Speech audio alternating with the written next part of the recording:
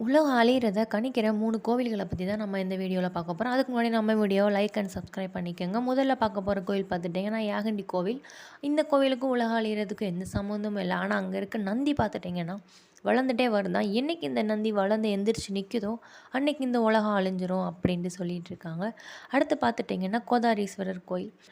4 தூண்கள்ல இருக்கும். அந்த 4 தூண்கள்ல 3 தூண்கள் பார்த்துட்டிங்கன்னா, ஆல்ரெடி வந்து இடிஞ்சிருக்கும். அந்த 3மே வந்து உலகம், அழிஞ்ச உலகம் அப்படின்ட்டு சொல்றாங்க. இந்த 4வது தூண் பார்த்துட்டிங்கன்னா, கலியுகம். இந்த கலியுகம் முடியிறப்ப தான் அந்த தூண் விழுகிறப்ப இந்த கலியுகம் முடிஞ்சிரும் அப்படின்னு சொல்றாங்க. 3வதா பார்த்துட்டிங்கன்னா, கேரளால இருக்க பத்மநாத சுவாமி கோயில் தான். இந்த கோயில்ல பார்த்துட்டிங்கன்னா, 6 அறைகள் இருந்திருக்கு. இதில 5 அறைய தொறந்துட்டாங்க.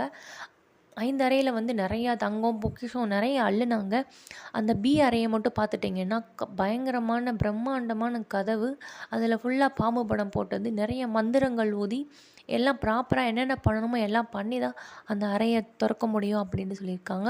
அதுக்கு மீறி அந்த அறைய தொறந்தா உலகம் அழிஞ்சிரும் சொல்லியிருக்காங்க.